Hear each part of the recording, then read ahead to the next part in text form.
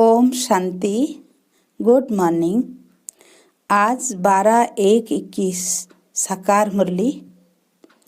आज मीठे बाबा ने बोला, मीठे बच्चे, तुम बहुत समय के बाद फिर से बाप से मिले हो, इसलिए तुम बहुत बहुत सिकिलद्धे हो। आज का प्रश्न, अपनी स्थिति को एक रस बनाने का साधन क्या है? उत्तर, सदा याद रखो, जो सेकंड पास हुआ ड्रामा कल्प पहले भी ऐसे ही हुआ था। अभी तो निंदा, स्तुति, मान अपमान सब सामने आना है। इसलिए अपनी स्थिति को एक रस बनाने के लिए पास्ट का चिंतन मत करो। ओम शांति। रूहानी बच्चों प्रति रूहानी बाप समझा रहे हैं। रूहानी बाप का नाम क्या है? शिव बाबा। वह सब रूहों का बाप है। सब रूहानी बच्चों का नाम क्या है? आत्मा। जीव का नाम पड़ता है, आत्मा का नाम वही रहता है। यह भी बच्चे जानते हैं, सत्संग ढेर है। यह है सच्चा सच्चा सत का संग, जो सत बाप राजयोग सिखाकर हमको सतयुग में ले जाते हैं। ऐसे और कोई भी सत्संग व पाठशाला नहीं हो सकती है। यह भी तुम बच्चे जानते हो, सारा सृष्टि चक्र तुम बच्चों की बुद्धि में है। तुम बच्चे ही सुदर्शन चक्रधारी हो। बाप बैठ समझाते हैं, यह सृष्टि चक्र कैसे फिरता है। किसको भी समझाओ तो चक्र के सामने खड़ा करो। अब तुम इस तरफ जाएंगे। बाप जीव आत्माओं को कहते हैं, अपने को आत्मा समझो। यह नई बात नहीं, जानते हो, कल्प कल्प सुनते हैं, अब फिर से सुन रहे हैं। तुम्हारी बुद्धि में कोई भी देहधारी बाप, टीचर, गुरु नहीं है। तुम जानते हो, विदेही शिव बाबा हमारा टीचर, गुरु है, और कोई भी सत्संग आदि में ऐसी बात नहीं करते होंगे। मधुबन तो यह एक ही है। वो फिर एक मधुबन वृंदावन में दिखाते हैं। वो भक्ति मार्ग में मनुष्य ने बैठ बनाए हैं। प्रैक्टिकल में मधुबन तो यह है। तुम्हारी बुद्धि में है कि हम सतयुग त्रेता से लेकर पुनर्जन्म लेते लेते अभी संगम पर आकर खड़े हुए हैं, पुरुषोत्तम बनने के लिए। हमको बाप ने आकर स्मृति दिलाई है। 84 जन्म कौन और कैसे लेते हैं, वो भी तुम जानते हो। मनुष्य तो सिर्फ कह देते हैं, समझते कुछ नहीं। बाप अच्छी रीति समझाते हैं। सतयुग में सतो प्रधान आत्माएं थी, शरीर भी सतो प्रधान थे। इस समय तो सतयुग नहीं है, यह है कलयुग। गोल्डन एज में हम थे, फिर चक्र लगाकर पुनर्जन्म लेते लेते हम आयरन एज में आ गए। फिर से चक्र जरूर लगाना है। अभी जाना है अपने घर। तुम सिकिलधे बच्चे हो ना। सिकिलधे उनको कहा जाता है जो गुम हो जाते हैं, फिर बहुत समय के बाद मिलते हैं। तुम 5000 वर्ष के बाद आकर मिले हो। तुम बच्चे ही जानते हो, यह वही बाबा है जिसने 5000 वर्ष पहले इस सृष्टि चक्र का हमको ज्ञान दिया था, सुदर्शन चक्रधारी बनाया था। अभी फिर से बाप आकर मिले हैं, जन्म सिद्ध अधिकार देने के लिए। यहाँ बाप रियलाइज कराते हैं, इसमें आत्मा के 84 जन्मों की भी रियलाइजेशन आ जाती है। यह सब बाप बैठ समझाते हैं, जैसे 5000 वर्ष पहले भी समझाया था। मनुष्यों को देवता या कंगाल को सिरताज बनाने के लिए। तुम समझते हो, हमने 84 पुनर्जन्म लिए हैं। जिन्होंने नहीं लिए हैं वह यहाँ सीखने के लिए आएंगे भी नहीं। कोई थोड़ा समझेंगे, नंबर वार तो होते हैं ना। अपने अपने घर गृहस्थ में रहना है। सब तो यहाँ नहीं आकर बैठेंगे। रिफ्रेश होने वह आएंगे जिनको बहुत अच्छा पद पाना होगा। कम पद वाले जास्ती पुरुषार्थ भी यहाँ नहीं करेंगे।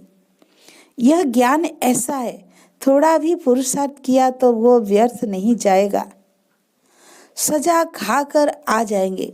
पुरुषार्थ अच्छा करते तो सजा भी कम होती। याद की यात्रा बिगर विक्रम विनाश नहीं होंगे। ये तो घड़ी घड़ी अपने को याद कराओ। कोई भी मनुष्य मिले पहले तो उनको यह समझाना है, अपने को आत्मा समझो। यह नाम तो पीछे शरीर पर मिले हैं, किसको बुलाएंगे शरीर के नाम पर। इस संगम पर ही बेहद का बाप रूहानी बच्चों को बुलाते हैं। तुम कहेंगे हमारा रूहानी बाप आया है। बाप कहेंगे रूहानी बच्चे। पहले रूह फिर बच्चों का नाम लेते हैं।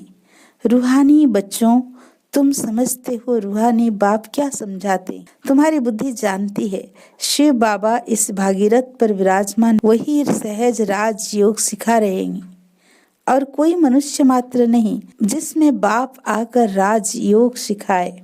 बाप आते ही हैं पुरुषोत्तम संगम युग पर, और कोई भी मनुष्य कभी ऐसे कह न सके, समझा न सके। यह भी तुम जानते हो, यह शिक्षा कोई इस बाप की नहीं। इनको तो यह मालूम नहीं था कि कलयुग खत्म हो सतयुग जरूर आना है।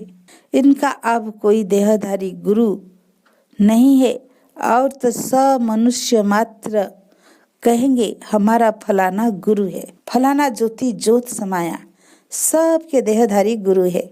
धर्म स्थापक भी देहधारी है। यह धर्म किसने स्थापन किया?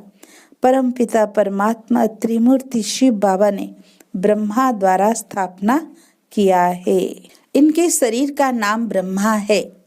क्रिश्चियन लोग कहेंगे क्राइस्ट ने यह धर्म स्थापन किया। वो तो देहधारी है, चित्र भी है। इस धर्म के स्थापक का चित्र क्या दिखाएंगे? शिव का ही दिखाएंगे। शिव के चित्र भी कोई बड़े कोई छोटे बनाते हैं। है तो वह बिंदी ही, नाम रूप भी है, परंतु अव्यक्त है। इन आंखों से ही नहीं देख सकते। शिव बाबा तुम बच्चों को राज्य भाग्य देकर गए हैं, तब तो याद करते हैं ना। शिव बाबा कहते हैं मन मना भव, मुझे एक बाप को याद करो। किसी की स्तुति नहीं करनी है। आत्मा की बुद्धि में कोई देह याद न आए। यह अच्छी रीति समझने की बात है। हमको शिव बाबा पढ़ाते हैं, सारा दिन यह रिपीट करते रहो। शिव भगवान वाच, पहले पहले तो अल्प ही समझना पड़े। यह पक्का नहीं किया और वे बेते बताई तो कुछ भी बुद्धि में बैठेगा नहीं। कोई कह देते यह बात तो राइट है, कोई कहते इसे समझने में तो टाइम चाहिए, कोई कहते विचार करेंगे। किस्म किस्म के बातें हैं। यह है नई बात। परम पिता परमात्मा शिव आत्माओं को बैठ पढ़ाते हैं। विचार चलता है, क्या करे जो मनुष्यों को यह समझ में आ जाए। शिव ही ज्ञान का सागर है।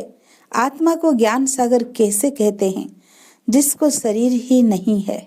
ज्ञान का सागर है तो जरूर कभी ज्ञान सुनाया है, तब तो उनको ज्ञान सागर कहते हैं। ऐसे ही क्यों कहेंगे? कोई बहुत पढ़ते हैं तो कहा जाता है यह तो बहुत वेद शास्त्र पढ़े हैं, इसलिए शास्त्री अथवा विद्वान कहा जाता है। बाप को ज्ञान का सागर अथॉरिटी कहा जाता है। जरूर होकर गए हैं, पहले तो पूछना चाहिए अभी कलयुग है या सतयुग, नई दुनिया है या पुरानी दुनिया। एम ऑब्जेक्ट तुम्हारी सामने खड़ी है। यह लक्ष्मी नारायण अगर होते तो उन्हों का राज्य होता। यह पुरानी दुनिया कंगाल पना ही नहीं होता। अभी तो सिर्फ इन्हों के चित्र है, मंदिर में मॉडल्स दिखाते हैं, नहीं तो उन्हों के महल बगीचे आदि कितने बड़े बड़े होंगे। सिर्फ मंदिर में थोड़ी रहते होंगे। प्रेसिडेंट का मकान कितना बड़ा है। देवी देवता तो बड़े बड़े महलों में रहते होंगे। बहुत जगह होगी, वहाँ डरने आदि की बात ही नहीं होती। सदैव फुलवाड़ी रहती है, कांटे होते ही नहीं, वह है ही बगीचा। वहाँ तो लकड़ियाँ आदि जलाते नहीं होंगे। लकड़ियों में धुआं होता है तो दुख फील होता है। वहाँ हम बहुत थोड़े टुकड़े में रहते हैं, पीछे वृद्धि को पाते जाते हैं। बहुत अच्छे अच्छे बगीचे होंगे, खुशबू आती रहेगी। जंगल होगा ही नहीं, अभी फीलिंग आती है। देखने तो नहीं है, देखते तो नहीं है। तुम ध्यान में बड़े बड़े महल आदि देख के आते हो, वो तो यहाँ बना नहीं सकते। साक्षात्कार हुआ फिर गुम हो जाएगा। साक्षात्कार किया है तो है ना। राजाएं प्रिंस प्रिंसेस होंगे, बहुत रमणीक स्वर्ग होगा। जैसे यहाँ मैसूर आदि रमणीक है, ऐसे वहाँ बहुत अच्छी हवाएं लगती रहती है, पानी के झरने बहते रहते हैं। आत्मा समझती है हम अच्छी अच्छी चीजें बनाएं। आत्मा को स्वर्ग तो याद आता है ना। तुम बच्चों को रियलाइज होता है क्या क्या होगा, कहाँ हम रहते होंगे। इस समय यह स्मृति रहती है। चित्रों को देखो, तुम कितनी खुश नसीब हो, वहाँ दुख की कोई बात नहीं होगी। हम तो स्वर्ग में थे, फिर नीचे उतरे, अब फिर स्वर्ग में जाना है, कैसे जाएं? रस्सी में लटक कर जाएंगे क्या? हम आत्माएं तो रहने वाली है शांति धाम की। बाबा ने स्मृति दिलाई, अब तुम फिर देवता बन रहे हो और दूसरों को बना रहे हो। कितने घर बैठे भी साक्षात्कार करते हैं। बांधेलियों ने कभी देखा थोड़ी है कैसे आत्मा को उछलाती है। अपना घर नजदीक आने से आत्मा को खुशी होती है। समझते हैं बाबा हमको ज्ञान देकर श्रृंगारने आए हैं। आखिर ने एक दिन अखबारों में भी पड़ेगा। अभी तो स्तुति, निंदा, मान, अपमान सब सामने आता है। जानते हैं कल पहले भी ऐसे ही हुआ था। जो सेकंड पास हो गया उसका चिंता नहीं करना होता। अखबारों में कल पहले भी ऐसे पड़ा था, फिर पुरुषार्थ किया जाता है। हंगामा तो जो हुआ था सो हो गया, नाम तो हो गया ना। फिर तुम रिस्पॉन्ड करते हो। कोई पढ़ते कोई नहीं पढ़ाते हैं। फुर्सत नहीं मिलती और कामों में लग जाते हैं। अभी तुम्हारी बुद्धि में है, यह बेहद का बड़ा ड्रामा है। टिक टिक चलती रहती है, यज्ञ चक्र फिरता रहता है। एक सेकंड में जो पास हुआ फिर 5000 वर्ष बाद रिपीट होगा। जो हो गया सेकंड बाद ख्याल में आता है, यह भूल हो गई, ड्रामा में नूंद गया। कल पहले भी ऐसे ही भूल हुई थी, पास्ट हो गई। अब फिर आगे के लिए नहीं करेंगे, पुरुषार्थ करते रहते हैं। तुमको समझाया जाता है घड़ी घड़ी यह भूल अच्छी नहीं है, यह कर्म अच्छे नहीं है, दिल खाती होगी, इसमें यह खराब काम हुआ है। दिल खाती होगी, हमसे यह खराब काम हुआ। बाप समझाने देते हैं, ऐसे नहीं करो, किसी को दुख होगा। मना की जाती है, बाबा बतला देते हैं, यह काम नहीं करना। बिगर पूछे चीज उठाया, उसको चोरी कहा जाता है। ऐसे काम मत करो, कड़वा मत बोलो। आजकल दुनिया देखो कैसी है। कोई नौकर पर गुस्सा किया तो वो भी दुश्मनी करने लग पड़ते हैं। वहाँ तो शेर बकरी आपस में खीर खन रहते हैं, लून पानी और खीर खन। सतयुग में सब मनुष्य आत्माएं आपस में खीर खन रहती है, और इस रावण की दुनिया में सब मनुष्य लून पानी है। बाप बच्चा भी लून पानी। काम महाशत्रु है ना। काम कटारी चलाए एक दो को दुख देते हैं। ये सारी दुनिया लून पानी है। सतयुग की दुनिया खीर खंड है। इन बातों से दुनिया क्या जाने। मनुष्य तो स्वर्ग को लाखों बरस कह देते हैं, तो कोई बात बुद्धि में आ न सके।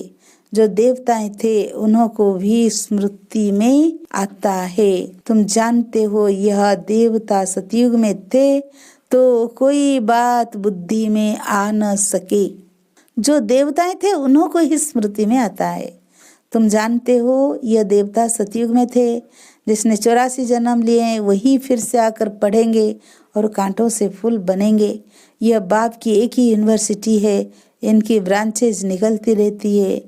खुदा जब आएगा तब उनके खिदमतगार बनेंगे, जिनके द्वारा खुद खुदा राजाई स्थापन करेंगे। तुम समझते हो हम खुदा के खिदमतगार है।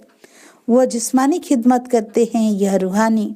बाप हम आत्माओं को रूहानी सर्विस सिखला रहे हैं, क्योंकि रूह ही तमो प्रधान बन गई है। फिर बाबा सतो प्रधान बना रहे हैं।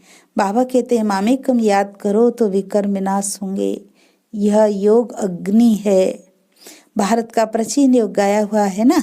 आर्टिफिशियल लोग तो बहुत हो गए हैं, इसलिए बाबा कहते याद की यात्रा कहना ठीक है।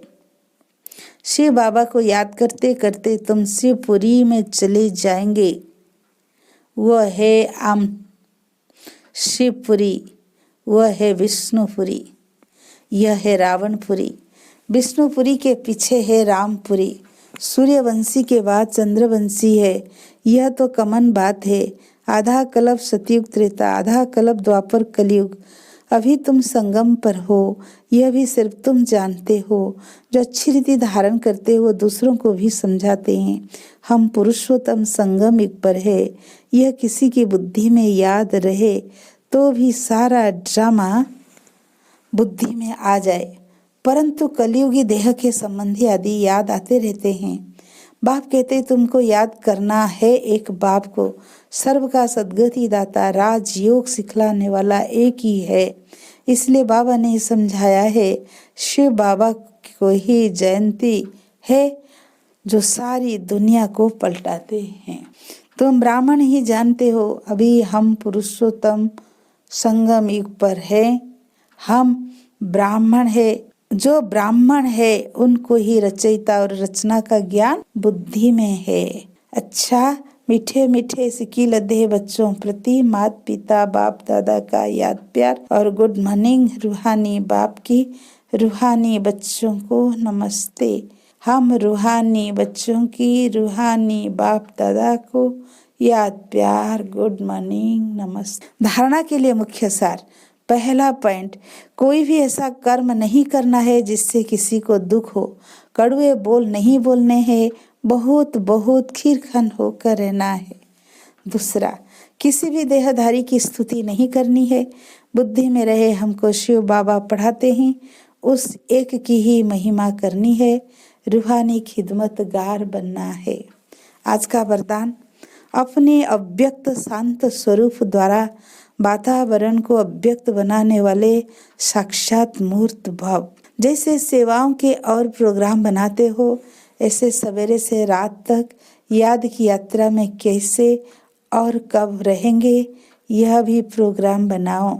और बीच बीच में 2-3 मिनट के लिए संकल्पों की ट्रैफिक को स्टॉप कर लो। जब कोई व्यक्त भाव में ज्यादा दिखाई दे तो उनको बिना कहे अपना व्यक्ति शांत रूप से धारण करो जो वह भी इशारे से समझ जाए। इससे वातावरण अव्यक्त होगा, आखिरपन दिखाई देगा और आप साक्षात्कार कराने वाले साक्षात मूर्त बन जाएंगे। आज का स्लोगन, संपूर्ण सत्यता ही पवित्रता का आधार है। अच्छा, ओम शांति।